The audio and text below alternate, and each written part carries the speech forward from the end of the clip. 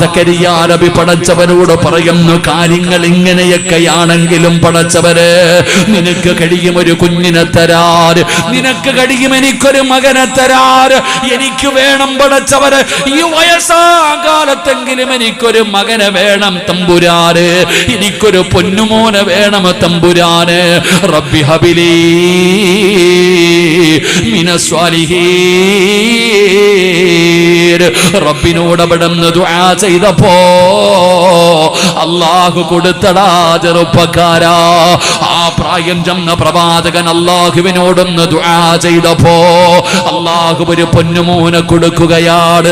മഹാനായ യഹ്യാ നബി അലൈഹിസ്സലാം. പേര് വെച്ചതല്ലയാടാ, പേര് വെച്ചതല്ലയാടാ, അല്ലയാണ് പേര് വെച്ചത് യഹ്യാ എന്ന്. ആ യഹ്യാ എന്ന് പറയുന്ന മകനെ ദുആ ചെയ്തിട്ട് ആ വാപ്പ വാങ്ങിയതാണ്.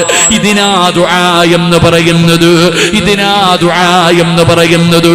അതുകൊണ്ട് ദുആ ചെയ്തോ, മക്കളില്ലാത്തവരെ ദുആ ചെയ്തോ.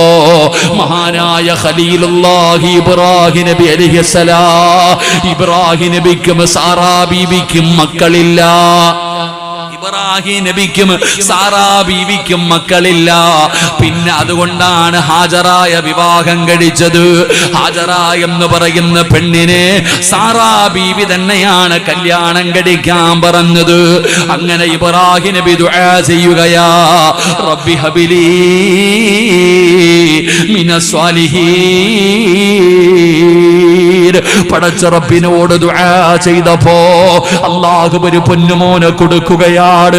അവസാനം ഹാജറ ബീവിക്കും കിട്ടി, സാറാ ബീവിക്കും മക്കളെ കിട്ടി.